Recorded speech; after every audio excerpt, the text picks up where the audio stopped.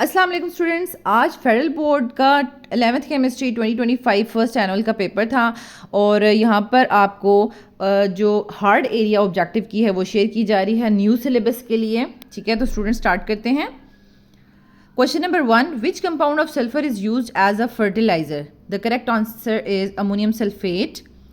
Next, question number 2, which of the following is the correct relationship for Gibbs free energy? G is equals to H minus Ts. Next is question number 3, the molecule with formula H2CO has 3 sigma bond pairs and 1 pi bond pair in valence shell of the central atom carbon. Its structure is, तो students 3 sigma की वजह से कोई lone pair नहीं है, तो हमारे पास trigonal planar structure बनेगा। नेक्स्ट है question number 4, if the solubility of the salt MX is 2 × 10⁻² moles per DM cube, what will be the value of KSP if the salt dissociated into 1 cation and 1 anion? तो simple ये आपके पास आ जाता है KSP is equals to x square.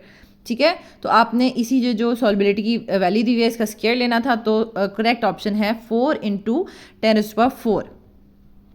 Next है question number 5, an alkyl halide is reacted with silver nitrate in ethanol, light yellow PPT insoluble in ammonium hydroxide is formed. Identify the alkyl halide. इसका correct option है ethyl bromide. Next है question number 6, an elemental M reacts with oxygen, water and chlorine to form the products. Means कि oxides, hydroxides और chlorides बन रहे हैं। तो अब कौन सा एलिमेंट है जो कि ये जनरल फार्मूलाज दिए में इस तरह का जो है वो ऑक्साइड, क्लोराइड या हाइड्रोक्साइड बनाएगा? तो यहाँ पर हमारे पास करेक्ट ऑप्शन है लिथियम। तो स्टूडेंट्स, क्योंकि जो मैग्नीशियम, कैल्शियम या एल्यूमिनियम है ये सिंपल 1 के साथ तो अटैच हो नहीं सकते। लाइक मैग्नीशियम हाइड्रोक्साइड बनना होगा तो MgOH ट्वाइस हो जाएगा, एल्यूमिनियम होगा तो AlOH थ्राइस हो जाएगा। ठीक है, तो so the correct option is lithium. Next है हमारे पास question number 7, which of the following decreases across the period? ये तो बहुत ही सिंपल था, एटॉमिक रेडियस डिक्रीज करता है अलॉन्ग द पीरियड।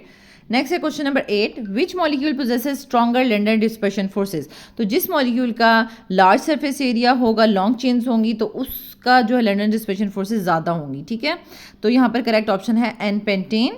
नेक्स्ट हमारे पास आ जाता है question number 9, the electronic configuration of an ion with the mass number 63 and charge +2 is।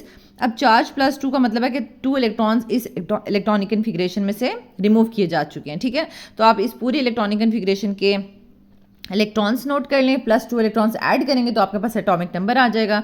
Means के नियॉन का 10 इलेक्ट्रॉन्स हैं, फिर 10 + 2 + 6 + 9, तो ये आपके पास आ जाएगा 27 और इसमें 2 ऐड करेंगे तो 29 आ जाएगा। तो मींस कि आपके पास ये कॉपर एलिमेंट था। ठीक है, और उसका मास जो है वो 63 ही होता है और अब उसके कॉपर के इलेक्ट्रॉन्स जो हैं वो आपके पास 29 इलेक्ट्रॉन्स होते हैं, 29 प्रोटॉन्स होते हैं और 63 में से 29 माइनस करेंगे तो 34 न्यूट्रॉन्स हो जाएंगे। ठीक है, नेक्स्ट हमारे पास आ जाता है question number 10, what is produced when ethene is reacted with cold dilute solution of KMnO4? तो ये इथाइलिन ग्लाइकोल बनता है।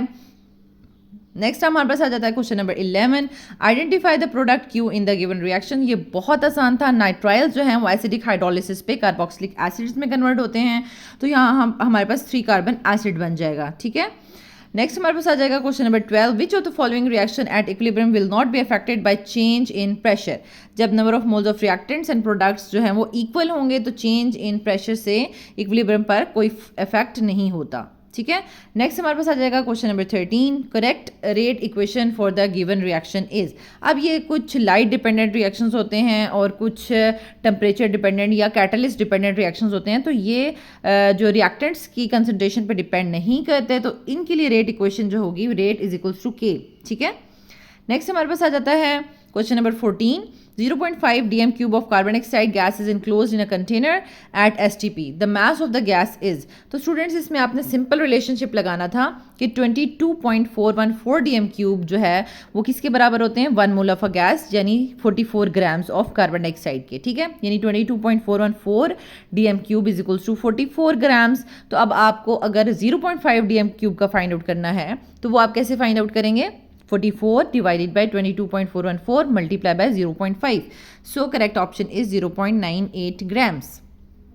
नेक्स्ट है हमारे पास question number 15, identify X and Y the reaction. पहले स्टेप में हाइड्रेशन हो रही है, वाटर ऐड हो रहा है, तो वाटर की एडिशन आपने in the presence of sulphuric acid पढ़ी हुई है। और सेकंड स्टेप में जो है वो डिहाइड्रेशन हो रही है, यानी डिहाइड्रेटिंग एजेंट्स आपने पढ़े हुए हैं, तो उसमें एक डिहाइड्रेटिंग एजेंट एलुमिना भी होता है, तो यहाँ पर करेक्ट ऑप्शन है सी। नेक्स्ट है हमारे पास question number 16, the reduction of nitrobenzene. ठीक है, ये हमारे पास नाइट्रोबेंजीन है, यानी C6H5 हमारे पास बेंजीन के ऊपर नाइट्रो ग्रुप लगा हुआ है। नाइट्रोबेंजीन की अगर हम रिडक्शन करेंगे तो हमारे पास अमाइनो बेंजीन बन जाएगा। ठीक है, ऑक्सीजन निकल जाएगा, हाइड्रोजन ऐड हो जाएगा। नेक्स्ट हमारे पास आ जाता है last question, butanone can be prepared by the oxidation of. अब ब्यूटानोन कीटोन होता है और कीटोन सेकेंडरी अल्कोहल से बनता है। ठीक है, so the correct option is two butanol. तो स्टूडेंट्स यहाँ पर तो जो है मैंने आपको करेक्ट ऑप्शंस बता दी हैं। आप जल्दी से जो है वो easycam4u.com की वेबसाइट पर जाएं और न्यू 11th जो ऑब्जेक्टिव्स हैं उसके टैब को क्लिक करके आप खुद अपना रिजल्ट चेक कर सकते हैं कि आपके इस ऑब्जेक्टिव में कितने मार्क्स हैं। Thank you.